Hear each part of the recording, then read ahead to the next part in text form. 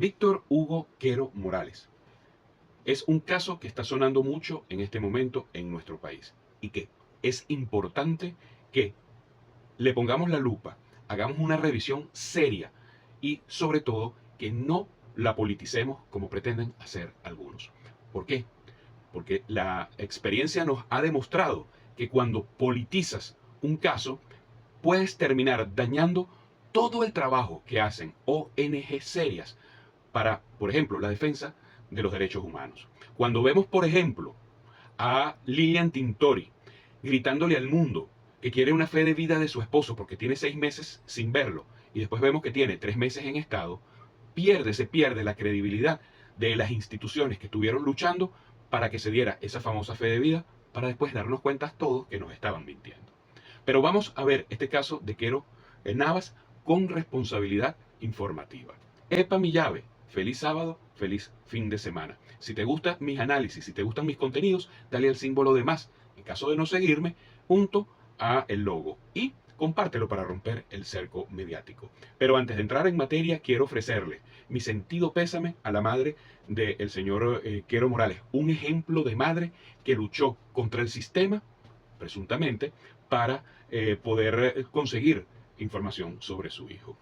Quiero, antes también de iniciar mi explicación, decir que todo lo que esté hablando aquí con relación al caso Quero Navas en Venezuela está bajo la lupa y está bajo la presunción, por cuanto está todo dentro de una investigación que además es sumarial. Pero comencemos con lo siguiente. Víctor Hugo Quero Navas nació en el 19 de octubre de 1974. Quero tenía pasado vinculado con las instituciones del Estado y según informes de la ONG Foro Penal, su detención estuvo vinculado por haber prestado servicios militares en el año 2023. Su entorno familiar está encabezado por su madre, la señora Carmen Teresa Navas, de más de 80 años, que fue la figura central de la búsqueda de justicia, recorriendo instituciones durante más de un año sin obtener respuesta sobre el paradero de su hijo. Repito, todo esto es bajo el esquema de presunción. Cronología de la desaparición y muerte. Presuntamente fue detenido el 1 de enero del 2025 o a principios de enero del 2025. Estuvo unos 16 meses desaparecido, no se dio información de su paradero y se establece que el fallecimiento debe haber sido en julio del 2025. Son varios meses después, este 7 de mayo del 2026, es decir, casi 10 meses después de la muerte que se presume la muerte del mismo, que el Ministerio para el Servicio Penitenciario confirmó el deceso. Se dice que las causas de la muerte es insuficiencia respiratoria aguda secundaria a tromboembolismo pulmonar derivado de una supuesta hemorragia digestiva y un síndrome febril. Contradicciones, la familia y las ONG señalan discrepancias en las fechas del fallecimiento. Unas dicen que es el 24 de julio, otra el 27 de julio del 2025. Estado actual del caso. Bueno, a la fecha de hoy hay una investigación penal abierta por la Fiscalía que ha establecido, ordenado la exhumación del cadáver para realizar, por un lado, la determinación de que corresponde el cadáver a la persona a través de un ADN y las causas exactas de la muerte. Reacciones internacionales negativas a todo esto, no a la exhumación, sino a lo tardío que ha sido el caso y a lo opaco que es por parte de la Corte Interamericana de Derechos Humanos, que había otorgado medidas cautelares a favor de Quero y su madre, y las exigencias de la ONG Observatorio Venezolano de Prisiones. Por cierto, la maneja una persona que conocí hace muchos años, y que exige la destitución de los responsables jerárquicos por el ocultamiento de información durante casi un año, tanto del Rodeo 1 como del Hospital Militar Carlos Arbelo. Tengo aquí otra parte de la investigación que quiero destacar aquí, y es que en Venezuela, casos como el de Víctor Hugo Quero no es un hecho aislado, de acuerdo a informaciones de ONG e informaciones de prensa, sino que ha sido parte de un patrón que al menos está documentado, se ha visto en otros casos, donde hay detenciones arbitrarias, falta de atención médica y opacidad en la información, de acuerdo a estas ONG. De acuerdo a datos suministrados por el Observatorio Venezolano de Prisiones y el Foro Penal, en estos últimos 10 años pudiéramos hablar de que se estiman el fallecimiento de 25 presos políticos o políticos presos, que han estado en custodia, por supuesto, del Estado. Algunos de los casos más emblemáticos son el de Fernando Albán en el 2018, que era un concejal de Caracas, que murió mientras estaba en custodia de la sede del SEBIN. La versión oficial habló de que se quitó por sí mismo la vida, pero las investigaciones internacionales señalan que hubo acciones negativas en contra de él cuando estaba detenido y la defenestración. Raúl Isaías Baduel, 2021. También tenemos el caso de Salvador Franco, también en el 2021, y Alfredo Díaz en el 2025. Las estadísticas globales del sistema penitenciario dicen que el total de fallecidos, de acuerdo a la OVP, que es lo que ya hablamos el Observatorio Venezolano de Prisiones, habla ya en general de 3.528 presos desde el 2011 hasta julio del 2025. Causas principales, más del 60% de estas muertes, no son violentas, es decir, no han sido por motines, sino que se deben a causas naturales, entre comillas, que pudieran encubrir desnutrición severa, tuberculosis y falta de medicina.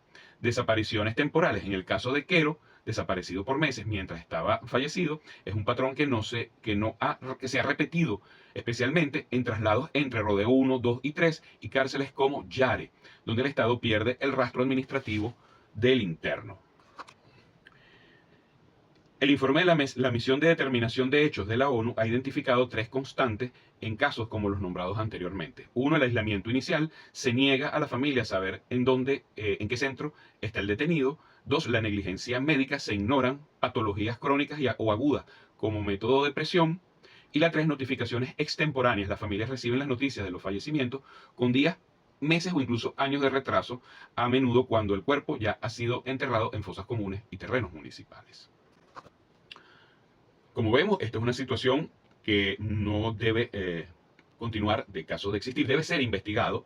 Yo sugeriría que se crease una comisión multidisciplinaria con representantes de estos organismos serios, los que son realmente serios, no los que están pululando siempre en búsqueda de mantener financiamientos externos y generan falsos positivos para lograrlo. Personas, por supuesto, con conocimientos de los temas penitenciarios y, miembros también, obviamente, del gobierno, etcétera, ¿no? Si se considera alguna observación internacional, también sería prudente. La participación de observación internacional no sería malo, porque yo estaba estudiando con más profundidad toda esta situación y me he sorprendido al ver que lo que está sucediendo en Venezuela no es un caso exclusivo de nuestro país o del régimen que existe en Venezuela. Por el contrario, es fundamental analizar que los fallecimientos bajo custodia o desaparición forzada no son fenómenos exclusivos de una sola ideología política ni de un solo país, aunque los contextos y las causas varían drásticamente. En la actualidad reciente, 2024-2026, se han documentado casos críticos en países con gobiernos de diversas tendencias, incluidos los Estados Unidos y naciones con políticas de mano dura.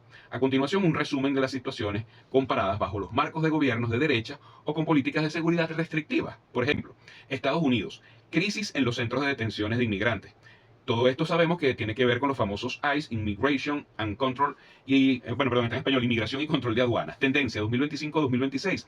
Bajo la administración actual, es decir, de Trump, se han reportado un récord de desvividos en centros de detenciones. Para marzo del 2026 se contabilizaban 46 fallecidos desde inicio del 2025, o sea, prácticamente un año y unos pocos meses. La cifra más alta en 2 décadas. Las causas, informes de ACLU y KFF indican que la mayoría de estos fallecimientos se deben a negligencias médicas, complicaciones de salud y no traslados, y personas que se quitan ellos mismos su vida. Se han documentado casos donde infecciones menores como una dental terminaron en sepsis por falta de atención. Paralelismo, al igual que el caso Quero, existe una denuncia recurrente sobre la falta de transparencia y el retraso en las notificaciones de complicaciones de salud de los familiares. El Salvador, el modelo mano dura, mejor conocido como SECOT. Bajo la administración de Nayib Bukele, el país ha implementado un régimen de excepción que ha llevado a encarcelamientos masivos. Situación actual. Organizaciones como Socorro Jurídico Humanitario han documentado más de 300 muertes bajo custodia del Estado entre apenas el 2022 y el 2024. Muchas de estas personas no tienen vínculos probados con pandillas.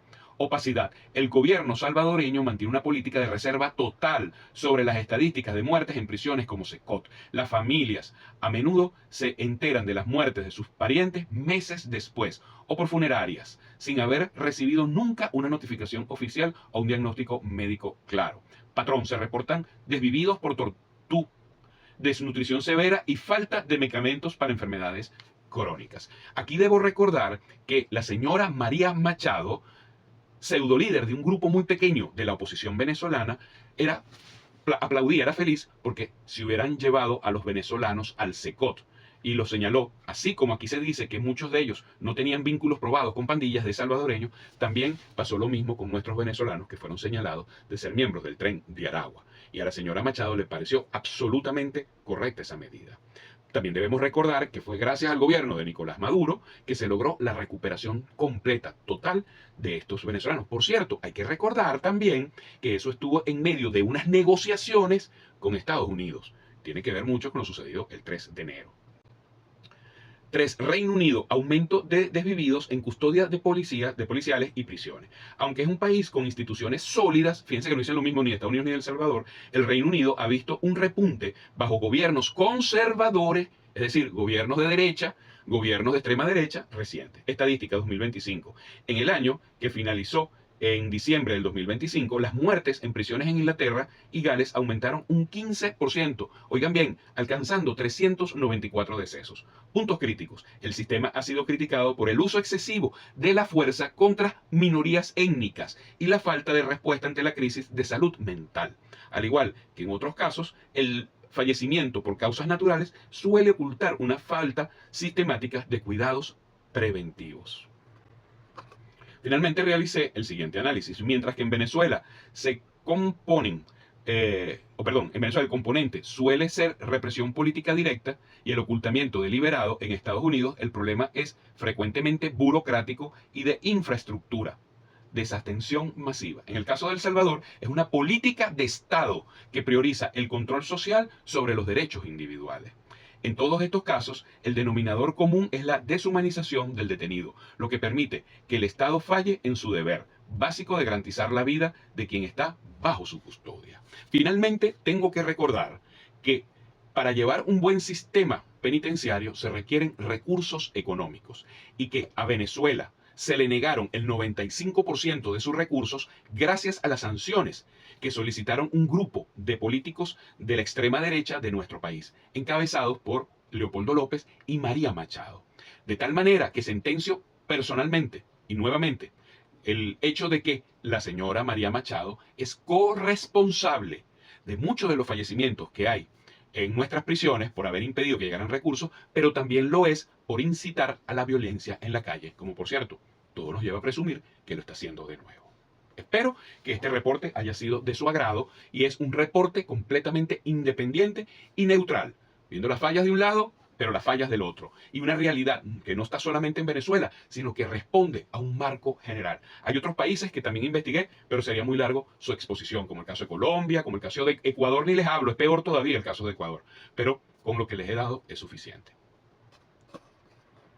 Claro, con gusto te resumo los puntos clave de la comparación entre los casos de la llamada Cuarta República, antes de 1998, y casos actuales como el de Víctor Hugo Quero.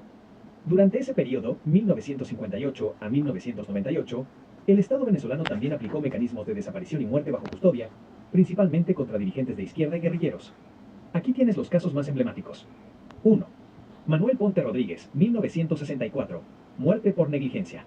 Este es el caso más parecido al de Quero en cuanto a la omisión médica. Contexto, era un capitán de navío detenido en el cuartel San Carlos. El suceso, sufrió un infarto en su celda. A pesar de los ruegos de su familia y compañeros, las autoridades militares le negaron el traslado a un hospital. Murió bajo custodia por falta de atención, un patrón que se repite hoy con la falta de medicinas y traslados. 2. Alberto Lovera, 1965. El cuerpo oculto. Lovera era un dirigente político cuya desaparición conmocionó al país. El suceso. Fue detenido por la DIGEPOL, policía política de la época, y estuvo desaparecido durante días. El desenlace. Para ocultar el crimen, las autoridades lanzaron su cuerpo al mar encadenado a un pico de construcción. Su cadáver apareció en las playas de Lechería, revelando que el Estado intentó borrar su existencia tras morir por torturas. 3.